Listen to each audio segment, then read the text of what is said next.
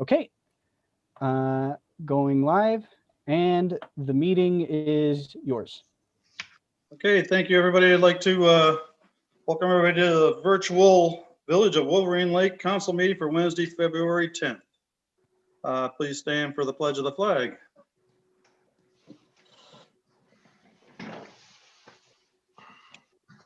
I pledge allegiance to the flag Allegiance to the flag America, of the United States of America, Republic for which it stands, one nation, one nation, one under under God, God, indivisible. indivisible, liberty and with justice. for all.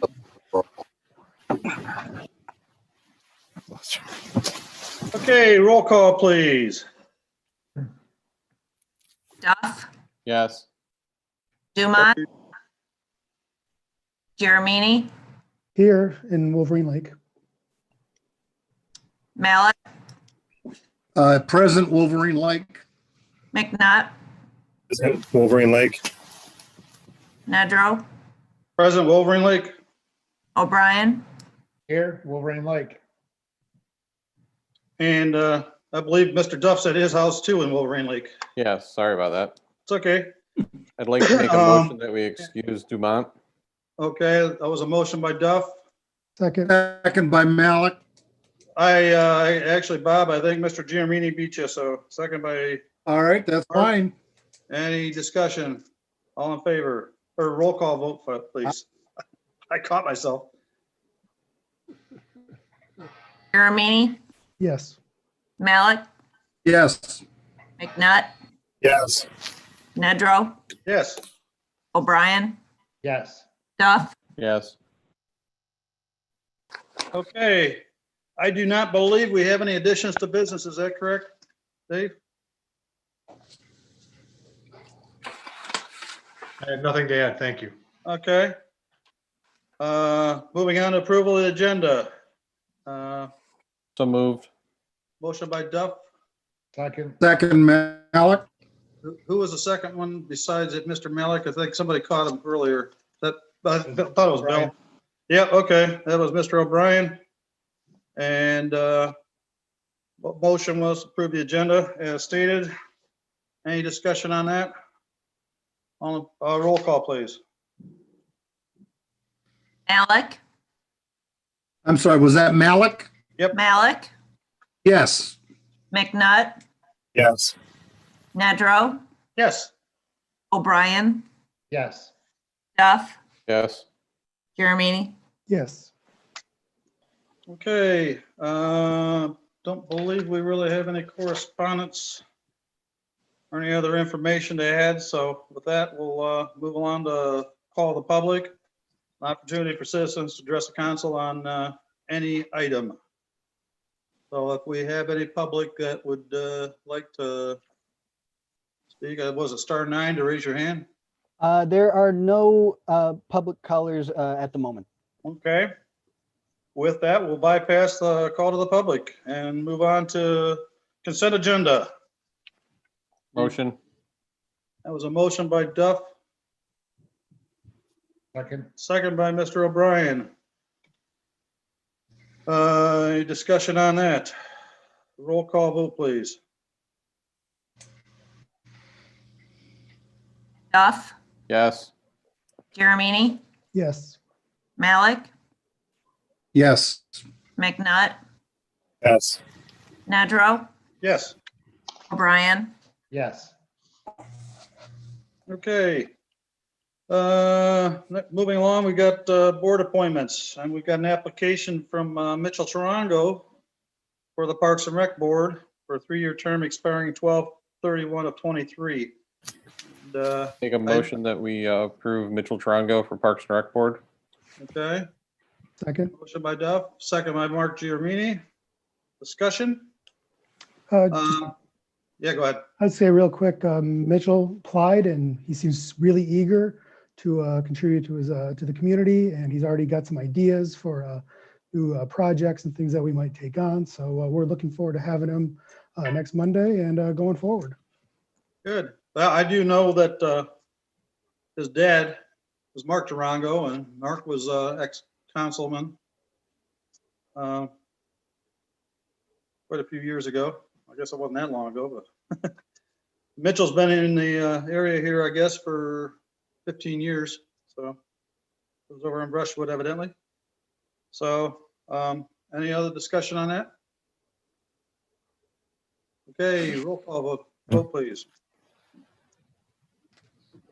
McNutt, Yes. Nedrow, Yes. O'Brien, Yes. Duff, Yes. Jeremini, Yes. Malik, yes, Okay. Well, welcome, Mitchell.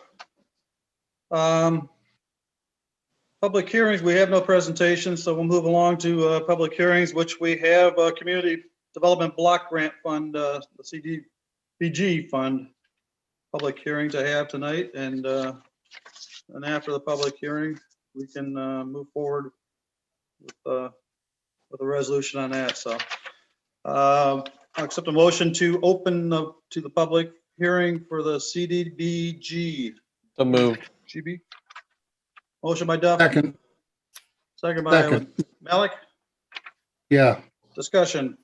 Roll call vote, please.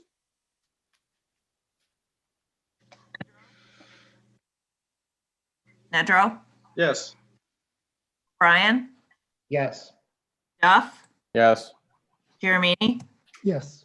Malik, yes, McNutt, Yes. Okay, the public hearing for the Cdbg Fund is now open. And do we have anybody in the public that would like to speak? At the moment, no, I do not believe, but I believe iPhone Kathy has just joined. Yep, I think that's Kathy Behrens. Do you mind if I unmute her and make sure she is Kathy Behrens? sure, that's fine. iPhone Kathy, if you are Kathy Behrens, would you please type *9 into your phone to raise your hand?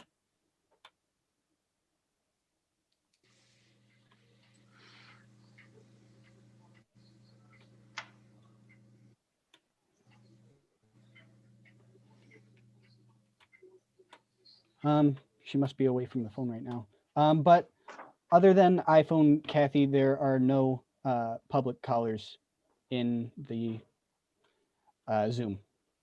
Okay. Motion to close. Motion by Duff, second, second by Malik to close the public hearing regarding the Cdbg Fund. Roll call vote, please. Duff, Yes. Jeremini, Yes. Malik, yes, McNutt, Yes. Nedrow, Yes. O'Brien, Yes. Okay. The Cdbg public hearing is now closed, so we'll move along to new business item A, Community Development Block Grant Resolution. Hi there. Oh, there's Sorry to Kathy. interrupt. Okay. So I guess Mike Condick, if you could give us a refresher on the Cdbg funds. There we go. Well, sure, Mr. President. Now I can't hear you guys. Okay. There we go. Okay. My *9 wasn't working. I apologize. Well, you're up now, so Okay. All right. thanks for joining. Oh, no, thank you. Okay, Mr. Condick's going to fill us in on the Cdbg funds.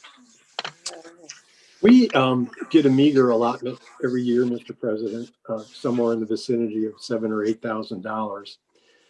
Over the last couple of years, well, first of all, just by way of background, the block grant program is meant to help low and moderate income folks. Unfortunately, we don't have a low moderate income area. So the use of our funds, the allotment that we have, it's very limited in scope. What we've done for the past 15 or 20 years is give a small allotment to Haven, who, as you know, is an agency that helps people in domestic strife and those kinds of things. And then for the most part, we've been giving the remainder of our allotment back to the Oakland County Home Rehabilitation Program. They help a lot of people in Wolverine Lake. All we're doing is basically kind of anteing up.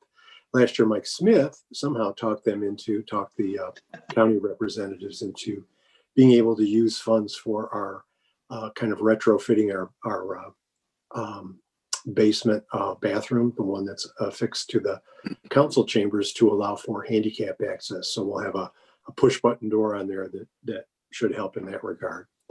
So for the most part, because of limitations, because of the fact that you have to spend money by a certain time, our hands are increasingly tied.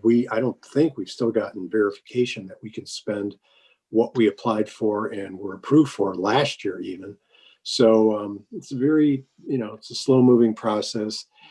Again, the funds are meager, but we go through Oakland County, get our allotment and move on.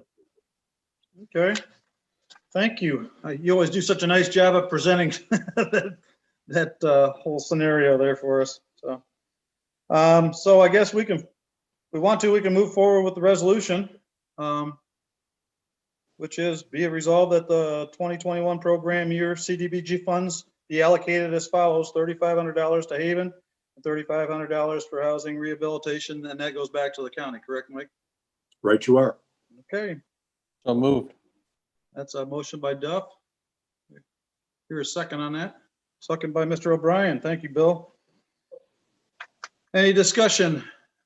And again, Haven does such a nice job. They serve a lot of people in the village, and like Mike said, that a lot of people are served on the housing rehabilitation side also. So I'm happy to be able to do that.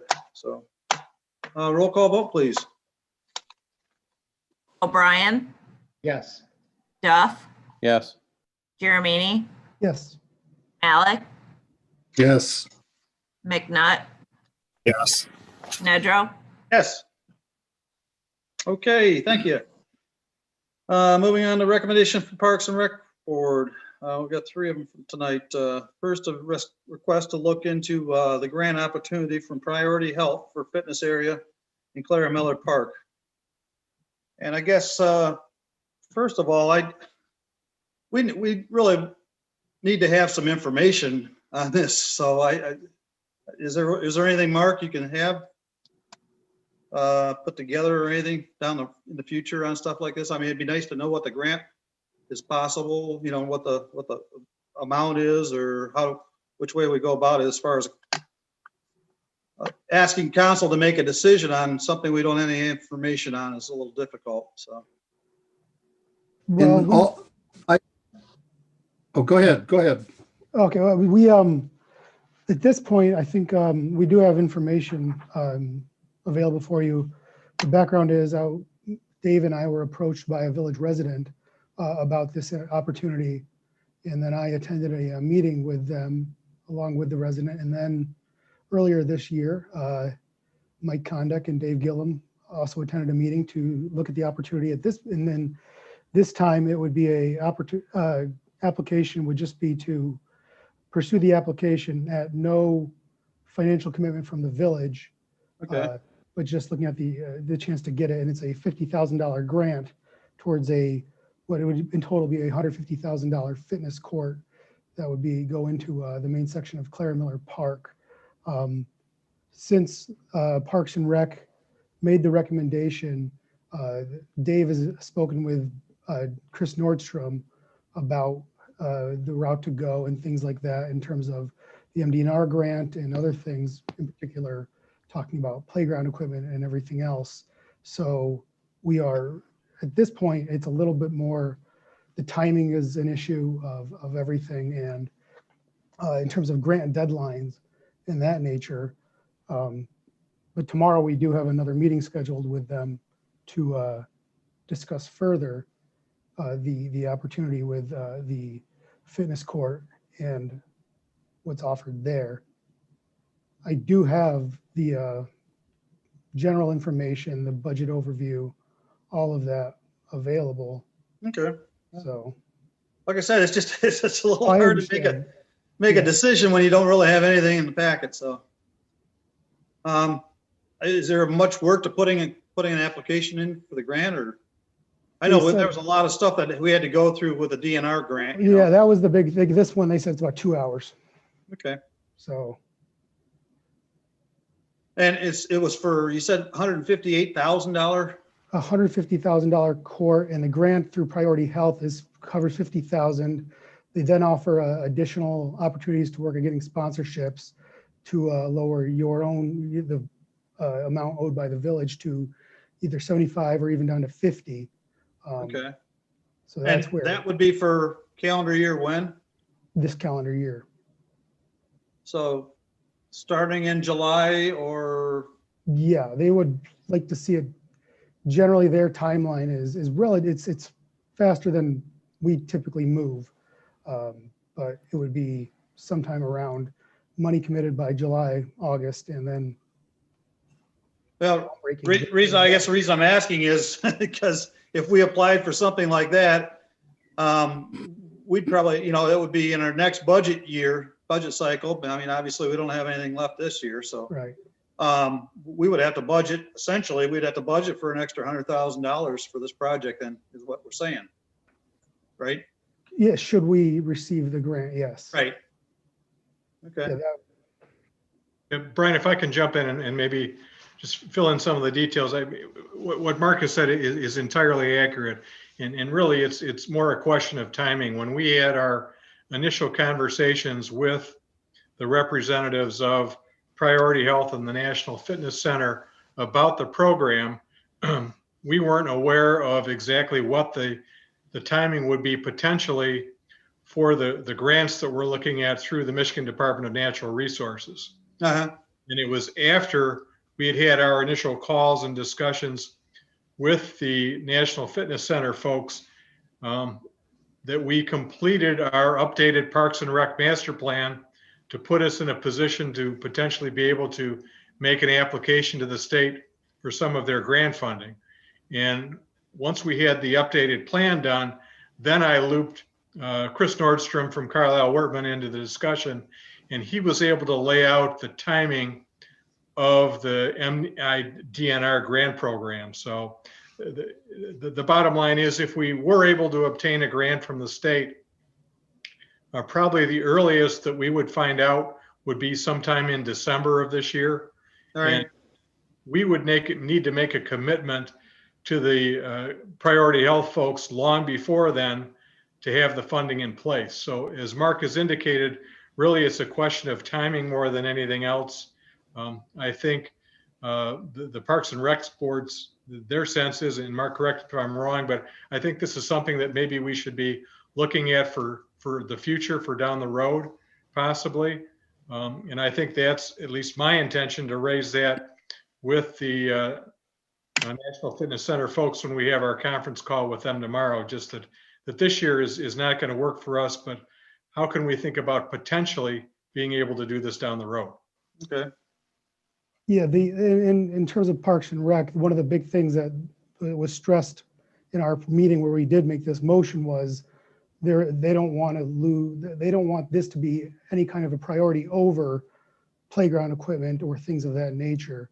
That's top priority for us, and so this was simply put that this opportunity came along, and we wanted to look into it while we were still determining what else is available to us. Sure. Okay. And as Mark said, we'd have a couple options in terms of our funding commitment. We could potentially get grant funding from the state, although there would obviously be some kind of a local match. So it wouldn't be a blank check basically from the state. We would still have to pony up a significant amount of money. The other option we could have, as Mark mentioned, would be some kind of partnership or some private fundraising to help cover our funding obligation. So. Okay. Well, I don't see any problem looking into it, but Yeah, I, Mr. President, if I may, I would not feel comfortable going forth with any motion until we actually had some documentation in terms Yeah. of what we would be voting on. I think it sounds fine to look into any Yeah, kind of grants. that definitely might look be- into it. Yeah.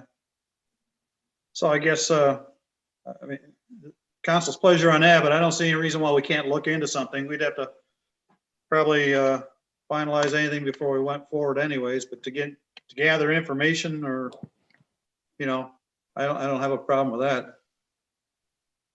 What does everybody else think? Agreed. It's a significant amount for something that we really don't have a whole lot of information about.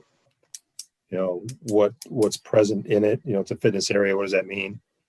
What does it look like? You know, there's a lot of questions. So The other stinging thing that comes up is the CW3 thing started out kind of like this. Just to throw that out there. Yeah. So Yeah, I like I said, I don't think there's an issue of looking into it, but as far as moving forward, I mean, like our administrator said, you know, we'd have to look at funding. I have a question, Bob Malik. Okay, let's say we apply for this grant and we get it. When would we have to use it by? I mean, what's the time limits? Do we know that? And is that if we get it and we are subject to a time limit, is that going to take away from other things that we already want to accomplish in Clara Miller and the Park District? Or we have to divert funds because we got this grant, now we got to use it before it Yeah, I think that's what, expires. I think that's what Mark was Yeah. saying. We didn't want Parks and Rec didn't really want that to impact any of the other Well- fixtures that we were looking at putting in, so. Yeah, and without knowing that, I think it's a bad path to walk down. Yeah, well, I think they're just asking if possibility to look at it, right? Is that correct, Mark? Yeah, I mean, it's a non-binding application. Right. So in that I sense. don't think we need a motion for that. I think you Funding would guys, be due by August 1st. I think we can refer that to the administrator's discretion. Yep, I think so. I think Okay. Is that consensus then? We have consensus, move forward and looking at it anyways and look at the possibility? Can't hurt.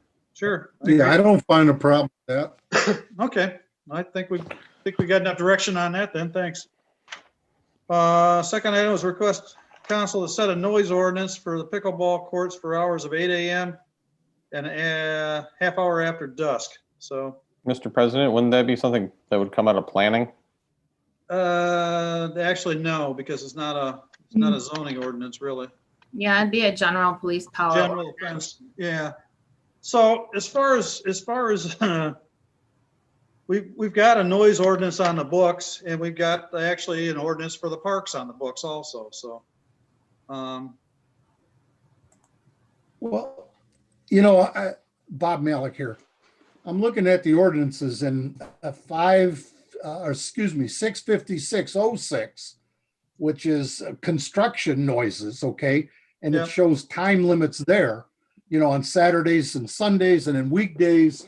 I Right. mean, are we Actually, looking to- our park ordinance, Bob, states that, Yeah, it closes down. 7 a.m., opens at 7, and at dusk, I believe. Is that correct, John? Chief? That is correct. So that's the way the park ordinance is set up. And to set up, my personal comment would be to set up a separate ordinance just for the pickleball court might be kind of opening a can of worms. Chief, do you have any? Well, yeah, I would think if we shut off at dusk, it should be shut off at dusk, not Right. additional time factor. Yeah, I think the problem comes in of them playing pickleball at 7 a.m. We do have it posted that they shouldn't start until 8 a.m., but it's not an ordinance, it's more of an advisory. We had some signs made last year with the suggested times as well as what they can and cannot do on the courts. okay. And I know there was some issues in the past, and I think, And they were addressed with there was a group of folks that were meeting down there starting at 7:30 a.m. Some of them were getting there a little more earlier. I asked them not to start before 8 o'clock and they respected that. They started gathering about 7:45 and someone did call and complain. However, there really is not much I can do about it because there is no ordinance that states that. It was a suggested time. So, and that's kind of where that stands. right, This was an issue that we tried to address it during the summer with the new time, the rule, the signage. And after that was done, it's based on Julie Miller living near that area and complaints she was receiving from the nearby residents, it was still a problem after that. And in talking to the chief, that was the direction we kind of wanted to go, is try to go voluntary before we. Right. Well, I mean, to write an ordinance just for that pickleball court, I mean, you can't write it for the park because, I mean, then everybody else can't use the park. Mark, you live on the other side of the launch site from me, right? Yeah. What time do boats start coming in? I get boats coming in the 4:30, launch site 5 at in the 4 morning. o'clock in the morning on, doesn't matter what day of the week. So, you know. I think this is a slippery slope myself. Yeah, I understand the residents, but I don't know. I was just looking at your ordinance to try and see, I mean, we could add some language in there that's very like, gray in the sense that like, if it's just almost disturbing the peace kind of, you know, you have your hours of operation from 7 a.m. until 1/2 hour after sunset. And we could add a little more language in there that says, you know, I mean, I can't off the top of my head right now, but come up with something creative that says. Well, we in our general ordinances too, general offenses, we have disturbance of the peace sections in there that do cover loud noise or, you know, profanity. There's a lot of other stuff that's in our general ordinance that, you know. Right, but this is specifically addressing parks in your park section, and it includes hours of operation. So if you wanted to enhance the language regarding hours of operation to kind of have that catch-all in there too, that'd be a simple fix. But I mean, I don't know how you would differentiate the pickleball court from the, you know, Basketball court. yeah, from the Yeah. different areas. Or baseball field or, yeah. And I'll tell you what, there's a lot of people that use the exercise equipment right over here off of Glengarry and you know, in the park. I mean, they're over there. John, you probably see them out on the road. I mean, I see them a lot of times as soon as it's light out in the morning in the summer, exercising or walking their dogs along the park path and stuff. So it may be a little difficult, but I don't know if anybody else has any other ideas, but. Well, I think part of this is it's just specifically, it is the noise of the game that's played with the paddles and the ball, and the amount of noise it does create is, because as one person wrote in their email, I have no problem with people using the courts, playing pickleball, but at 7 in the morning, it's just, and a lot of those folks in that area, they don't have ACs, so their windows are open, and it is, I guess, it's just very frustrating for them, and it's specifically due to that kind of activity. That's because they do live so close to that court. Well, I think we're trying to address it on a, you know, on a basis where we've talked to the people playing, and John, you know, Chief Ellsworth said that they talked to the people that are using it, and generally, I think you've got consensus on that. So I don't know. I guess I might suggest that we just try to monitor it this summer, and see how things go, and hopefully we come to some resolution so we don't really have to, you know, zone in on one single ordinance for that site or something. It might be a little difficult to address, or we could look into the Parks and Rec, you know, side of, or the park ordinance, like our attorney said too. There's no reason why we can't look into doing something like that. Maybe spelling out noise a little bit differently in it. Is that what you're saying, Jennifer? Yeah, because it is specifically addressing your parks and it establishes hours of operation. We can like more closely define what would be, I guess, offensive noise, which wouldn't just be pickleball. I mean, you know, there could be whatever going on in there. You know, Bouncing basketballs at 7 a.m. or something. yeah, along that I mean, line. it's open at 7 a.m. and that doesn't change that it's open at 7 a.m. You know, someone wants to go in there and do yoga or something quiet. But, you know, to go in there and, I don't know, whatever is making so much noise, just have some language in there that gives the police a little more leeway. Well, I guess the question is pickleball. I mean, I've never played pickleball, but is pickleball any more noisy than tennis? Yes, Yes. Is it? it pops. The balls actually pop. Okay. And so it is, I could see where it could become annoying. If I lived next to a pickleball court, I probably wouldn't be very happy with them starting much before 8 o'clock either. So I do get what they're saying, but I think it was addressed, and I thought that they were doing a pretty good job of curtailing that. However, maybe some additional language myself and Jennifer can come up with within the next couple of months. We can address that before we start back up in the pickleball Okay. season again. So if that's okay with you, Jennifer. Okay. Yep, we'll work on that. I think that sounds fair enough. Council agree with that? Yeah. Okay. That's All right. fine. I think that'd be great. We can clarify something a little bit better and make it easier to, Mark, will that satisfy the Park and Rec folks? I believe so. Okay, let us see what we can come up with, and Yeah. I'll bounce it off you guys also. That'd be perfect. Thank you. hey, that'd be great. Okay, sounds great. Last item is request council to have no parking signs near Wakedo Woodlawn near the tennis courts. So same kind of situation. And I know we probably made that parking lot just a little too small over there. But Yeah, it is partially a byproduct of the pickleball group that gets out there. There's more cars than spots, and then they're parking the house whose garage is on Wakedo that in such a fashion that she can't back out at times, particularly because she has a large van because she's disabled, and so this is a response to that.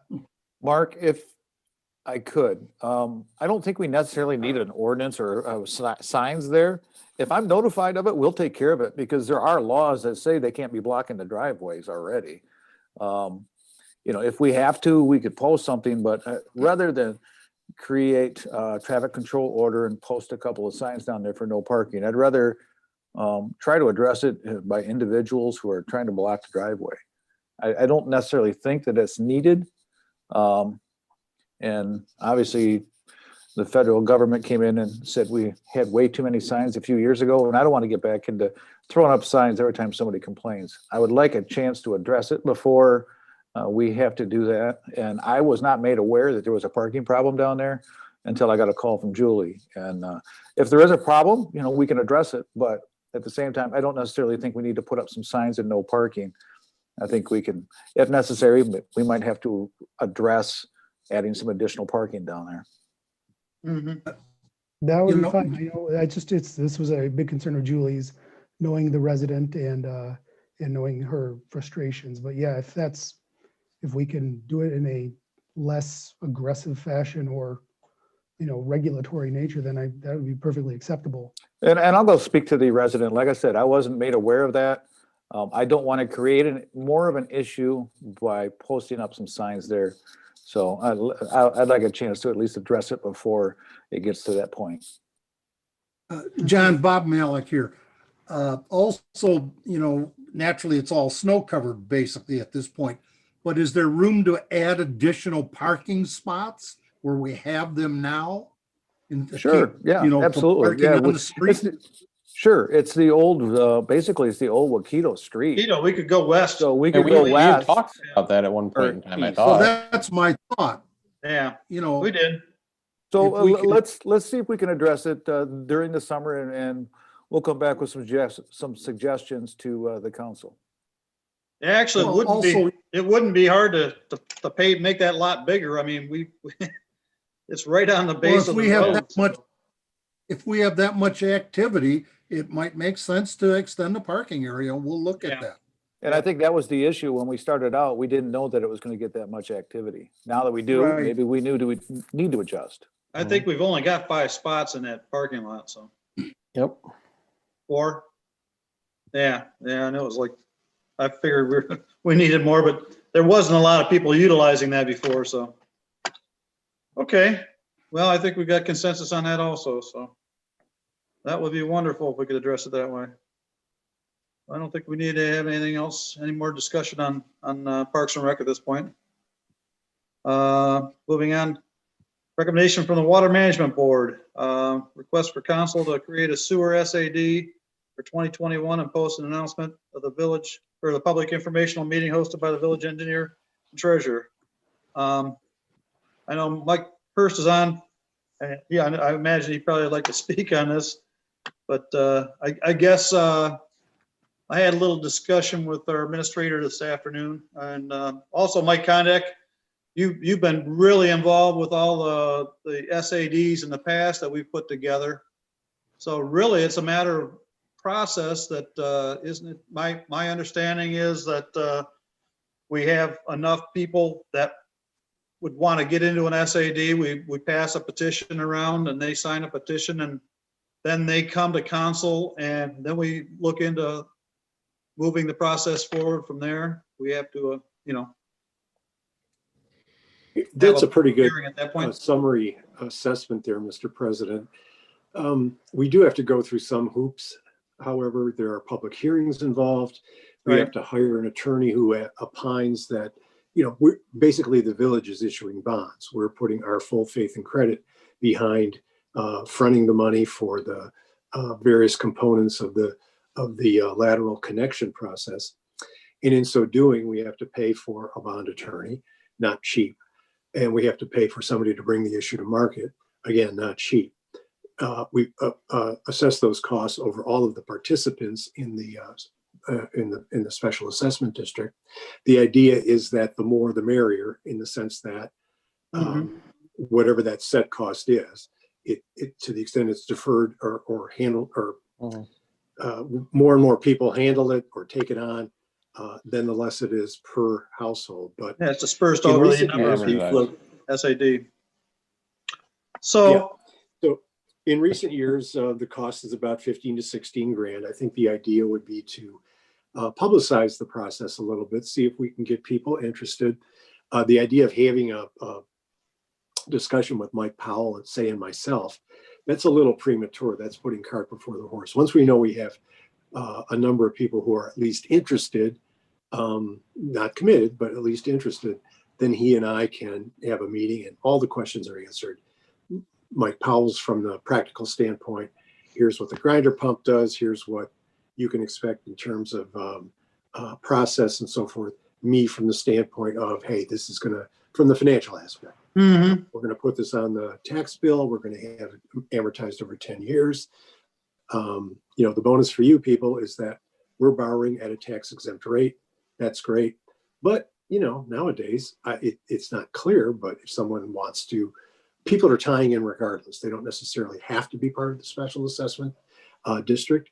And interest rates being what they are, I mean, it's plausible that people could just borrow on a home improvement loan if they have enough equity in their houses to be able to, take the project on itself and thereby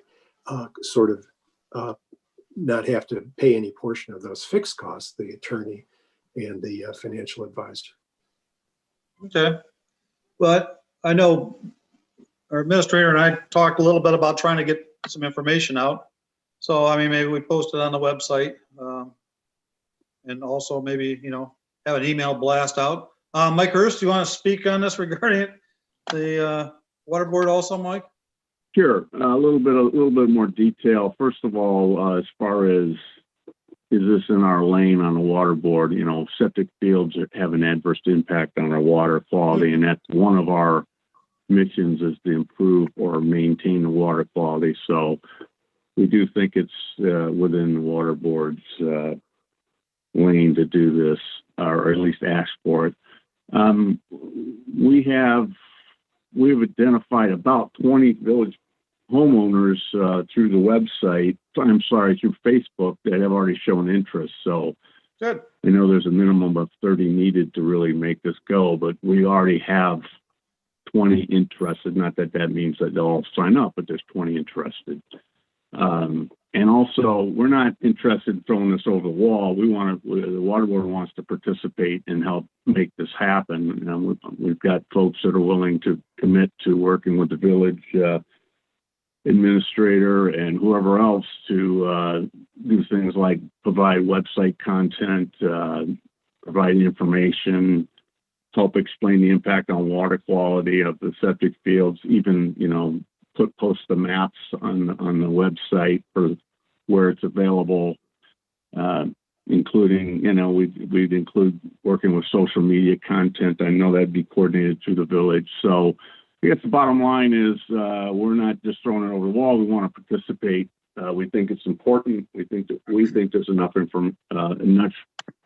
people interested at this point without a whole lot of, publicity on it. So I think this is a good thing for the village. No, I think so too. I mean, that's the whole reason why John Coxer tried to, get all the sewers around the lake originally going here. So made a President, lot of progress on it. We've got a long ways to go yet, but Mr. President, I'd like to make a motion that if we have sufficient numbers, that we do go ahead and create a SAD. Second. motion by Duff, second by Giramini.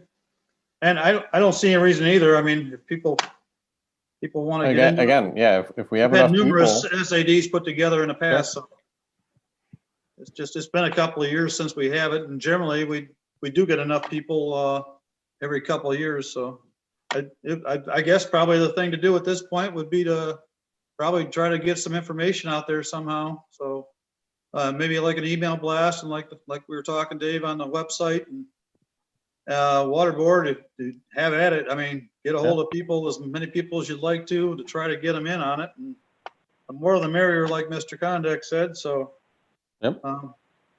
we've never had a problem moving forward with an SAD in the past.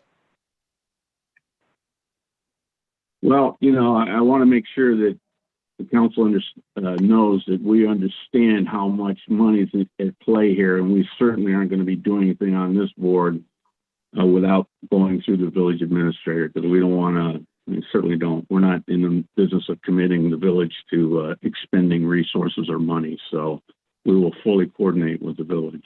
Yeah, well, actually, it doesn't cost the village anything. It costs the people that apply for it, really. Yeah. Yeah, but you can, you're going to have resources involved. So. Oh yeah, yep. No, I appreciate it. So. Okay, well, we got a motion, we got a second. So any other discussion? Roll call, please. Malik, Yes. McNutt, Yes. Nedrow, Yes. O'Brien, Yes. Duff, Yes. Giramini. Yes. Okay, well, let's try to get an SAD back into place and get enough people to commit. Next item was a request council to have village administrator negotiate with Progressive AAE to extend a contract through 2022 in accordance with the quote of 18.5 per year. I'd like to make a motion. Motion by Duff to allow the administrator to negotiate, I guess. Yep. Second by Malik. That was a second by Malik. Any discussion on that? Brian, if I could just pipe in. Yeah. Yep, absolutely. I mean, we actually have a contract with Progressive AE that we provided to the council. So, I mean, I think the water board had discussion with Mr. Hausler about a contract, and I had some discussion with him as well. And we actually do have a contract that could be approved in the amount of $18,500. So I'll do a friendly amendment. Friendly amendment to what? Move forward with the contract Yeah. that's presented? Yep. Okay. Is that friendly to Mr. Malik also? Yes, it is. Okay. Any discussion? Okay. Dave, do you feel comfortable with moving forward with that? I do, yes. Okay. Yep. Fine with me. And Mr. Hurst, I'm sure does also? Yeah, sorry, I probably messed up the words there on what that meant, extending versus getting according to their quote. But yeah, Okay, that's fine. A&E Progressive does an outstanding job for us. I really feel like we all feel they go above and beyond what they actually, the minimum they have to do for the contract. Paul Hausler is fully engaged, and he's highly invested in the health of our lake. Yeah, he's done a nice job. I know that, so. And he's been around a while here. We've had him here well enough that he really knows the ins and outs of our lake, so. And just a point of information is a couple years ago, we actually checked their rates against competition, and they were right in line with everybody else. So Yep. we get good service for our money here. Yeah, Paul's really come to the table on it, so. Okay, roll call vote on that motion. Jeremini, Yes. Malik, Yes. McNutt, Yes. Nedrow, Yes. O'Brien, Yes. Duff, Yes. Okay. Item D, recommendation to approve the intergovernmental agreement with Oakland Together Restaurant Relief Program. And go ahead, Dave. I know. Council, this is the program that we've been working on with Oakland County's community development and economic development folks since before the Christmas holiday. This is a grant program that the county established using cities and villages and townships throughout the county, basically as the pass-through for funding for bars and restaurants to, number one, allow them to help them provide exterior seating if they weren't already providing it, or to expand the exterior seating that they might have already been providing. And then number two, to prepare them to open up at an expanded capacity when the time came. And last week, the time came. So the support has come in the form of product, personal protective equipment, outdoor heaters, propane tanks, things like that, and also some services. For example, if you've driven past the Glengarry Inn over the last couple of weeks, you'll notice that there are 3 greenhouses that provide outdoor seating out there.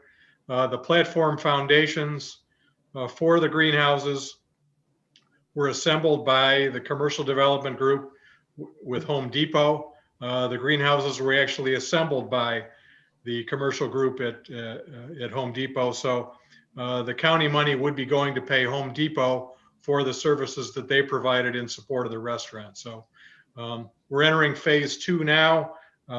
We have a very small amount of our allocation left, but we're going to try to squeeze every drop that we can out of the county funding for the Glengarry Inn and for Kaya. This is an agreement that would just formalize the agreement that, or the arrangement that we've been working on with the county for the last couple months. I think it's been a great program. I mean, I wish Kaya would have been able to participate a little earlier, but it's been a nice job for the Glengarry. So I know they Mr. President?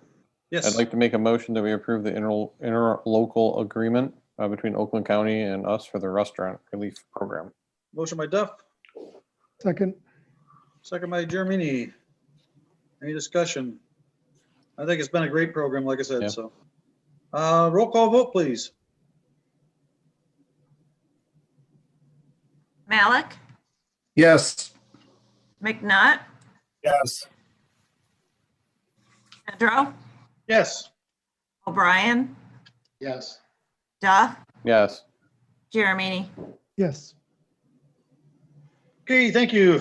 Item E, recommendation from the administrative committee to forego awarding the 2020 Citizen of the Year. Administrative committee met, and everybody that was nominated was more than worthy, I think, that we all thought, but quite a few of the people that were nominated were not eligible because they were on either boards or commissions in the calendar year that was last year. And I want to say that there was a lot of residents that stepped up during COVID, so trying to single out 1 or 2 residents might be a little hard to do, I think, from our standpoint. So that's why we decided forego it this year. Anybody else on the administrative committee have any other comments regarding that, or? No, I think you summed it up very well, Mr. President. Again, 2020 was a rough year, so. Yeah, it was a rough year for everybody. Mr. Go ahead, President, I make a motion to forego the award. for Second. 2020. Citizen of the Year. Okay, that was a motion by Malik. It was second by Duff, was it? Yep. Okay. Any other discussion? Just for clarity, so it was more as a byproduct of the technicality of the rules of who's eligible as opposed to anything else? Yeah, absolutely. Okay. It clearly states that you're not allowed to be the citizen of the year for serving on a board Or or commission. Yeah. Yep. So with that, roll call vote, I guess. McNutt, Yes. Nedrow, Yes. O'Brien, Yes. Duff, Yes. Jeremini, Yes. Malik, Yes. Okay. Item F, signage for Clara Miller Park at the Glengarry Road entrance. So we do have a little info in here. I think our administrator put this together correctly. That's correct. Council, this is an issue that was discussed at your meeting in January based upon a recommendation that came from the Parks and Rec Committee for some additional signage at the Glengarry entrance to Clara Miller Park. The discussion last month, you had requested some information about what the potential cost of the signage would be, potentially what the signs would look like and things like that. So with some help from Mr. Kondak, we were able to pull together some historical information about the signage that we have at some of the other parks and what the cost has been. I've provided you with examples and samples of that.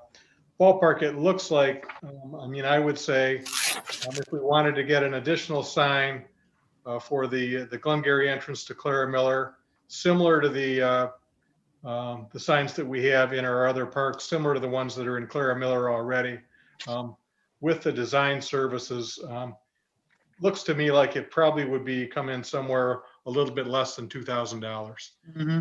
If this is something that council wants to pursue, then I can go ahead and reach out to Sign Graphics, the company that has designed and constructed the signs for us, get back to you with a formal design with an actual price, and then council can decide at that point in time if you actually want to go forward with the signage. Okay. Let me ask you, Mark, from Parks and Rec's perspective, if they have a, like on the Oak Island Park signage that we have in our packet there, we've got the Oak Island Park sign that identifies it, which we would have on a regular, Clara Miller anyways, but something as far as like that other smaller sign, you're thinking that might be something that would be adequate for Vita Trail and the Veterans Memorial or something to that degree? Well, this was introduced from vets, but in terms of where we were talking about placing it, it was at the entrance, the physical like pulling in so that it was right, identifiable from the road as opposed to, so we would probably, I would wager we would probably want something a little larger than that, the post sign with the rules on it for clarity, but well, do you guys want to take a stab at design or? Yeah, that's something we can do, and it's just a matter of, arriving at what would make sense there. I think we need to have somebody maybe have some sort of design or some sort of thought process as far as what we want to put there. We can put a sign there, but what do we want on it? What are you trying to differentiate? Or whatever. So, at some point we will have to, throughout the park, replace the rule signs due to their aging. Some of them are starting to rot, but that's another issue beyond this in terms of having full signage throughout the park. But this is more to address the fact that there is absolutely no signage to identify that as a part of Clara Miller Park. yeah, and I totally agree. I think that makes sense. It is an entrance. There's a lot of people that utilize it in the summer, even winter.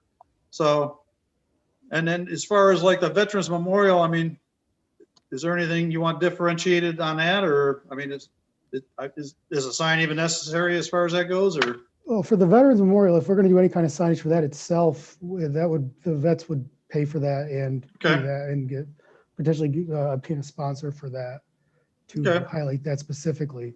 This would be to highlight the Veterans Memorial, the Vita Trail section of the park, because So really, we're just looking for a park entrance sign there then? yeah, Clara Miller Park, Home Veterans Memorial, Vita Trail, because there are a number of times where being in the park for our things and having people asking, where's the Vita Trail? Right. Or things like that. It's in that. We literally had a resident who lives on Brisbane, and he said, did not know that was the park for the life of him. He drove by it 3 or 4 times before he was able to realize that's what we were talking about. So that's where we kind of realized that this would be an asset. Okay. But yeah, we could do some design work with it, and Dave, of course, in contacting Sign Graphics and put something together that would. Okay, well, if we could, you guys would like to do that, I think that'd be great, because then we can come back with a formal request and then move forward with something. And just to clarify, we did assign an actual address to that on Glengarry, to that part. Yeah. Okay. There is an address post now in the ground there. We had to do that for the electrical.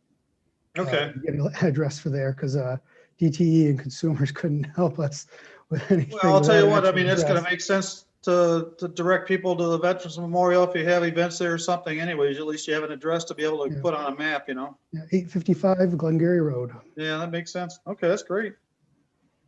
Okay, well, I don't think we need any further motions or anything on that at this point. I mean. Mark, just so I'm clear then, do you want to brainstorm a little bit with Parks and Rec? You've got a meeting next Monday night, and then circle back to with me, and then I can reach out to Sign Graphics, or do you want me to go ahead and reach out to Sign Graphics at this point? I'll throw it out to the board since it is Monday. It's less than a week away. Make sure that we're all in agreement on things, and then let you know so that we can make sure that we're on the same page. Okay, yeah, let me know, and then I'll follow up with Sign Graphics next week, so. Perfect. Okay, sounds good. Next item is resolution approving the employment agreement for our new treasurer, Catherine Behrens, who happens to be with us tonight. Yes, thank you. So, anybody have any questions or comments?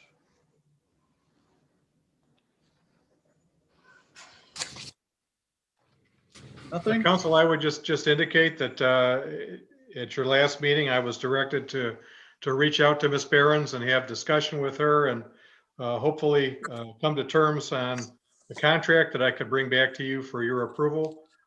You have a contract in front of you that I think is consistent with the discussions that we had at the administrative committee when we were talking about potential terms for employment. Kathy's had a chance to take a look at it. She is comfortable with the terms. In fact, the copy that I provided to you in your packet, she's already signed it. So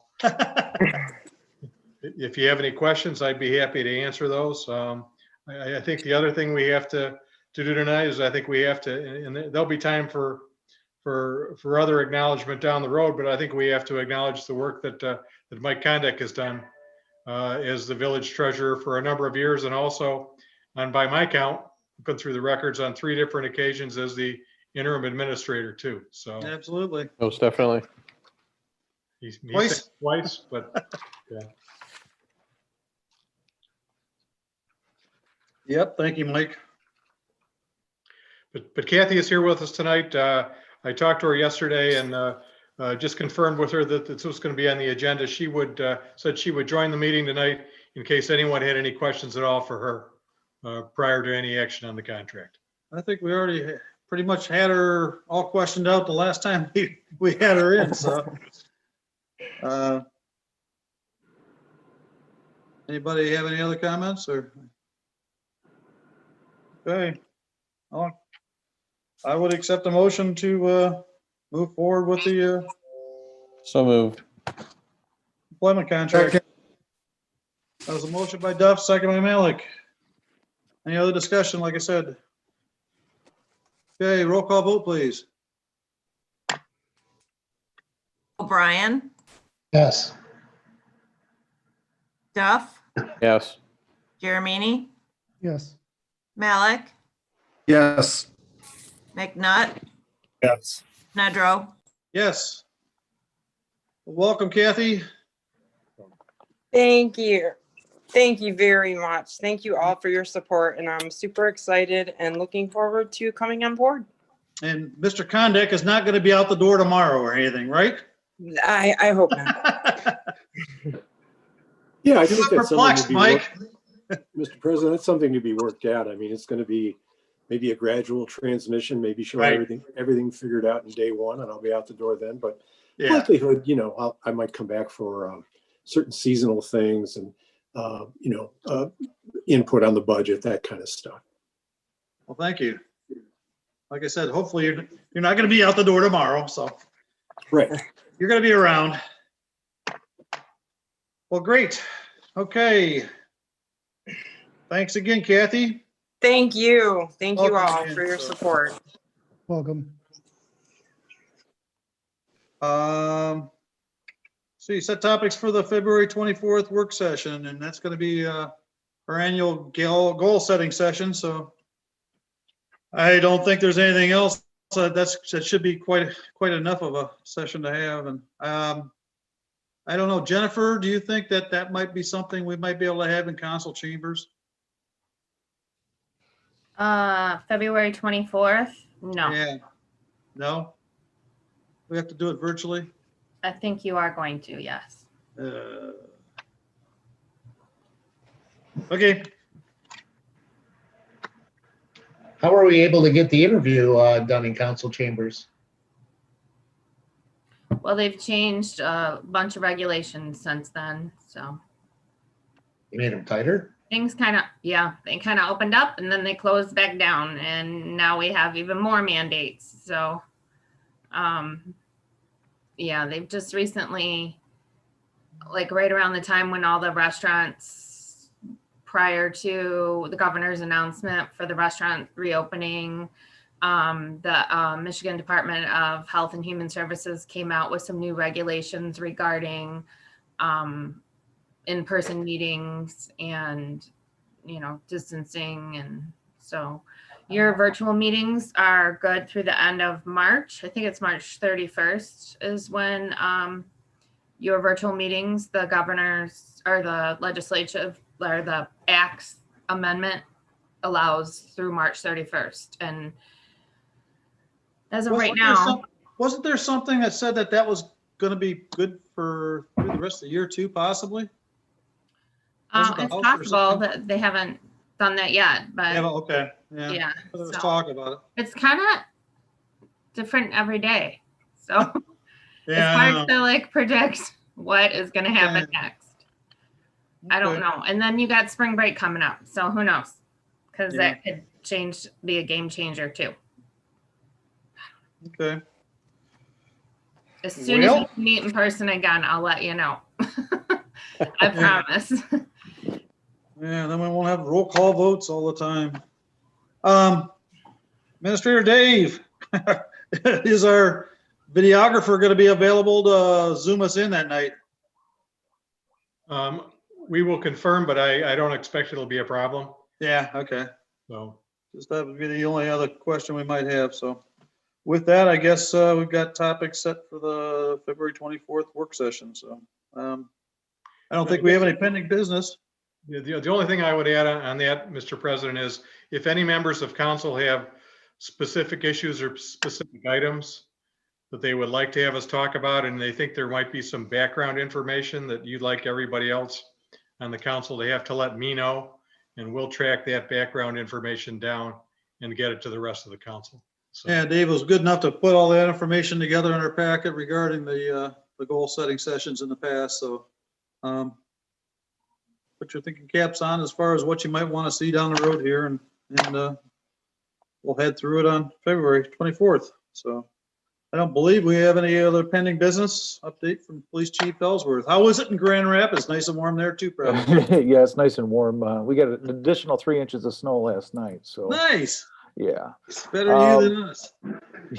It's obviously I'm at my conference here for the chiefs of police, and they've limited that to 200 people. And I was lucky enough to make the cut and decided to make the travel. Usually there's 600 to 800 people here, so it's quite a subdued conference. But I did want to touch on a couple of things. One of them was on, as you know, on Sunday, January 24th, about 12:30 p.m., a 26-year-old Wixom resident went through the ice, actually into the lake, and unfortunately drowned. He was pronounced at Huron Valley Hospital. I wanted to thank the Oakland County Sheriff's Department for their assistance. Their dive team arrived and was able to recover him within 7 minutes of their arrival, which is extraordinary, and I really appreciate that. Along with the Commerce Township Fire Department did a magnificent job making sure that the scene stayed secure. Also on the January 29th at 4 a.m., one of our officers received a call of a missing person, and it turned out it was two people. It was a 29-year-old female with a mental condition as well as a 1-year-old. She had taken her infant out into the cold. It was 10 degrees that night, and they were gone out into the weather approximately an hour before they were located. And I do believe it was because of the officer's tenacious outlook. She wanted to make sure she found that baby, and she was able to recover the child, get the mother the help they needed. And both were suffering from hypothermia, but they will both make a full recovery. But it was because of that officer's tenaciousness that we were able to make a successful recovery. And she'll be awarded a life-saving award come May at the council meeting. Hopefully we can do that in public where I can do that properly. But it's been a heck of a start to 2021. We wanted to make sure I filled you in on that information. Yeah. And if there's anything else you need, please reach out. And we're still doing our safe distancing. So give us a call or drop me an email and I'll get back with you. Thank you, John. Treasurer Conduct, Nothing here, Mr. President. nothing. Oh my, okay. Update from Administrator Gillum. Just to look forward maybe to a couple of things that are very early on in the pipeline here. First of all, we've had I think everyone knows at this point in time that Village Hall is open by appointment only to the public between the hours of 10 and 4. So we're encouraging the residents to do as much as they can online through the Dropbox, by phone. But if they need to come in, call and we'll set up a time when you can come in, and we're not turning people away because we have so many appointments, but it's just a way for us to make sure that we don't have multiple people that are here at the same time. And we don't have to have people waiting outside, especially now when it's so cold. Some of the folks that have contacted us or come into the Village Hall have been asking when we might be opening back up to the public just generally. As Jennifer indicated earlier, as it stands right now, we're allowed to have remote meetings for any reason at all through the end of March. At this point, it's my intention, barring any other action by the state, by the governor, by the Department of Health and Human Services, to continue the by appointment only through the end of March.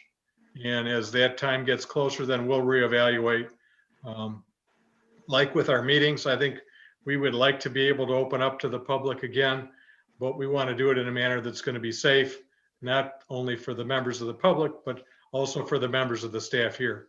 We want to do what's in everybody's best interest. So again, for at least for the next 6 or 8 weeks, something like that through the end of March, we expect that we will continue to be appointment only here at the Village Hall.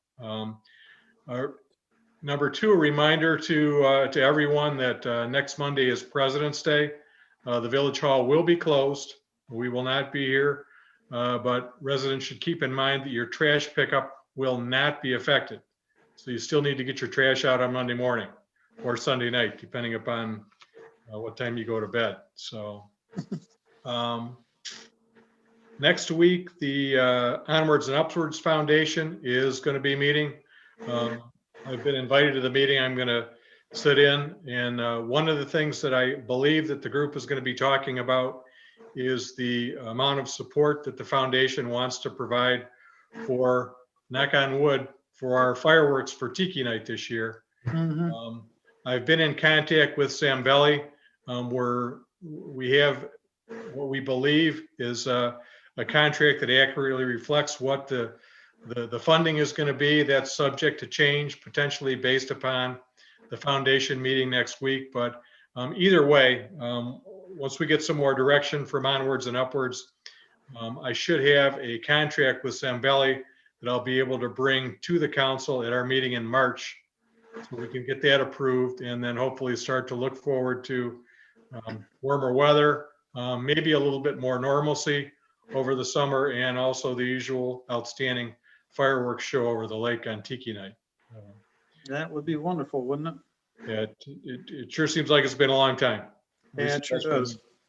So, and then the other thing that we're starting to work on now, I got an email from the state the other day. I'm in the process of filling out the paperwork to apply for the permit for our goose nest egg destruction program, which is a precursor requirement for the goose roundup later on in the year. So that's something we're planning to do again this year. So again, as necessary, I'll be bringing anything to council for approval over the coming months. So again, just a sneak preview. We are strange days, but there are some things that we're going to continue to do as we have in the past.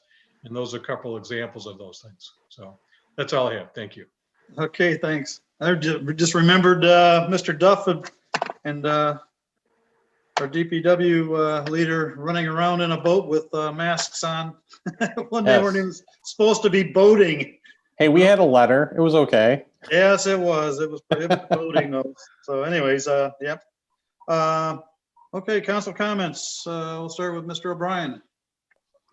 Well, hope everybody has a great month, and something I reminded my children of is make sure you keep at least half a tank of gas in your car so your lines don't freeze up with this cold weather. Okay, Mr. McNutt. I just want to make a comment about the ice and the ice conditions. You know where you're at and familiar with your surroundings before you venture out there, because prime example of what happened of not knowing the conditions. So everybody be aware of that. Yeah, and incidentally, there is still open ice down down towards Benstein. The geese and the swans have been keeping a section open, even as cold as the weather's been. So, yeah, I agree with that 100%. So, Mr. Duff. Just stay safe, stay warm, and keep your stick on the ice. Mark, Jeremy? Same, stay warm, especially with how cold it's been outside and everything else. And, monitor the ice and make sure you know where you are. And then happy Valentine's Day to everybody. And Parks and Rec is meeting Monday night virtually. Okay, great. Mr. Melick. Yeah, I just like to say to everybody, with things starting to open up, stay conscientious, wear your masks, be safe. Yeah. And that's all. Thank you. Okay, with that, I don't really have anything else to cover. Motion to adjourn. Everything. So motion to adjourn by Mr. Duff. A second by Melick, I think. Second. I think so. Roll call vote, please. Duff, Yes. Jeremy, Yes. Malik, Yes. O'Brien, Yes. McNutt, Yes. Nedrow. Yes. Okay, thank you, everybody, and have a good evening, and have a safe month. See you 24th at the work session, I guess. Hey, see ya. See y'all then. Be safe. Happy Valentine's Day. Good night. Thank Good you. night. Good night, all. Okay. Night, Bob.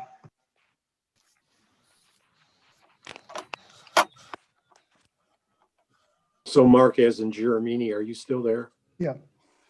So what happened on Saturday? Hendricks,